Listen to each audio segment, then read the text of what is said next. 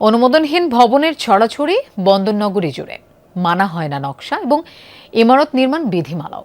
চট্টগ্রামের শান্তিবাগে আজ সিডিএর অভিযানে ধরা পড়ে এসব অনিয়ম।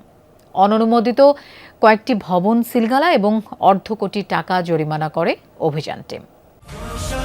৪৫ বছর ধরে কোটি মানুষের আস্থায় পাইপের বস আরএফএল পাইপ। আগ্রাবাদের শান্তিবাগ আবাসিকে ২ কাটা জায়গায় 4তলা ভবনটি নির্মিত সিডিএর অনুমোদন এবং নকশা ছাড়াই। কোনো প্রকৌশলী বা স্থপতির সহায়তাও নেওয়া হয়নি। সিডিএর অভিযানে ভবনটি সিলগালা করে দেওয়া হয়। টিন দিলে এটা একটা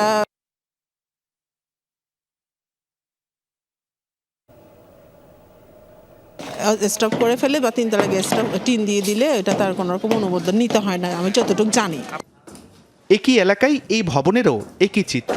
সেমি বেজমেন্টের অনুমোদনে করা হয়েছে পুরো বেজমেন্ট, ছাড়া হয়নি ভবনের পাশের জায়গা। একই অপরাধ পাশের ভবনটিরও, তারাও ছাড়েনি সড়কের জায়গা।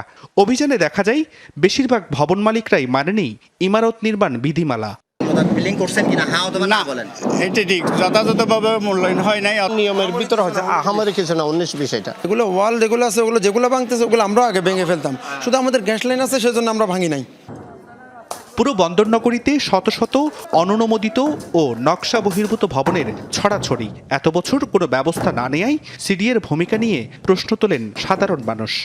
সিডিএ ম্যানেজ করেই করতে হচ্ছে, তার কারণ সিডিএ তো এখানে সিডিএর কি বলে সুপারভাইজার আছে, ওনারা আসে, ইন্সপেকশন টিম আসে, এসে জিজ্ঞেস করে, নকশা দেখে। আমি বিল্ডিংয়ের স্পেস যদি বাড়িয়ে দেয়, আমার বিল্ডিংতে কোনো কিছু পড়লে রাস্তার মধ্যে পড়ে তো মানুষ সেখানে মানুষের ইনজিউর হতে পারে। ইনজিউর হলে তো তখন তো মানুষের বিপদ হতে পারে, একটা লোক মারাও যেতে পারে। ওনাদের সজাগ দেওয়ার পর ওনারা না ভেঙে আজকে ভেঙে গেলাম, আবার পুনরায় আবার ভেঙে ওনারা আবার আগের মতো করে ফেলে এই আর কি। অননুমোদিত এসব ভবনের বিদ্যুৎ সংযোগ বিচ্ছিন্ন করে দেয় সিডিএ। এখন থেকে অভিযান অব্যাহত রাখার কথা জানান তারা। কেউই নিয়মের প্রতি নিয়ম মানতে উৎসাহী নয় আর কি, সবাই বৃদ্ধাঙ্গুলি দেখিয়ে যে যার পাওয়ার দেখিয়ে আসলে বিল্ডিংগুলি করতে চায়। এরই পরিপ্রেক্ষিতে আমরা যখন দেখেছি যে মানুষ কথা শুনছে না, যখন সে নিয়মের ব্যত্যয় করছে, তখন গিয়ে ভ্রাম্যমাণ আদালতের মাধ্যমে আমরা সেগুলি কার্যক্রম পরিচালনা করে থাকি। অভিযানে একাধিক ভবন সিলগালা এবং প্রায় অর্ধ কোটি টাকা জরিমানা করা হয়। জোবাইর রিফাত, যমুনা নিউজ, চট্টগ্রাম। দর্শক, আমরা এই বিষয়ে আরও জানবো। চট্টগ্রাম থেকে আমাদের সাথে যোগ দিচ্ছেন সহকর্মী আলামিন শেখদার। আলামিন, কিছুদিন পরপরই তো অনুমোদনহীন ভবন শনাক্তে অভিযান পরিচালনা হচ্ছে, এ নিয়ে সচেতন নাগরিকরা কি বলছেন?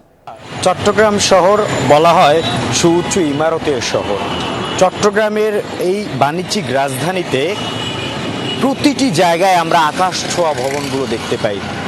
কোথাও ভবন নির্মাণ হয়ে গেছে, কোথাও এখনও বহুতল ভবনগুলো নির্মাণের কাজ চলছে।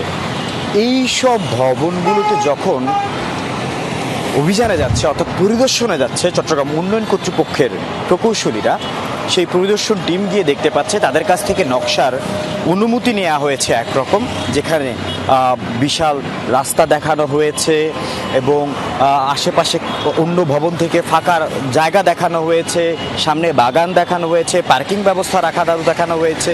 কিন্তু সেই নকশা অনুযায়ী কোথাও গিয়ে একই রকম নকশা অনুযায়ী, অর্থাৎ যেই নকশার উপর অনুমোদন দিয়েছে চট্টগ্রাম উন্নয়ন কর্তৃপক্ষ, সেই রকম কোথাও দেখা যাচ্ছে না। যেই ভবনেই তারা যাচ্ছে, যেই বাণিজ্যিক ভবনে তারা যাচ্ছে, সেখানেই পাচ্ছে অনিয়ম। বিশেষ করে চট্টগ্রামের হাসপাতালগুলো, বেশিরভাগ হাসপাতালগুলোতেই তারা পার্কিং যে ব্যবস্থা সেটা কিন্তু তারা পাচ্ছে না, যার কারণে হাসপাতালগুলোতে সবসময় রোগীর চাপ থাকে, রোগীর স্বজনদের চাপ থাকে। অ্যাম্বুলেন্স, অন্যান্য রোগী বহনকারী যে সকল গাড়ি, তাদের আত্মীয় স্বজনরা যে সকল যানবাহন নিয়ে এসে হাসপাতালগুলোর সামনে যায়, সেগুলোর কারণে কিন্তু বিশাল যানজটের সৃষ্টি হয়। ট্রাফিক পুলিশ অনেকটা অসহায় সেই জায়গাটিতে, কিন্তু হাসপাতাল কর্তৃপক্ষ তাদের কোনো পার্কিং ব্যবস্থা রাখছে না। যেখানে পার্কিংয়ে গিয়ে দেখা যায় তাদের নির্দিষ্ট কিছু চিকিৎসক এবং হাসপাতাল কর্তৃপক্ষের পরিচালক, অর্থাৎ এই যে পরিচালনা যে বডিগুলো রয়েছে তাদেরই গাড়িগুলো সেখানে রাখা যায়, কোনো রোগীর গাড়ি সেখানে রাখা যায় না।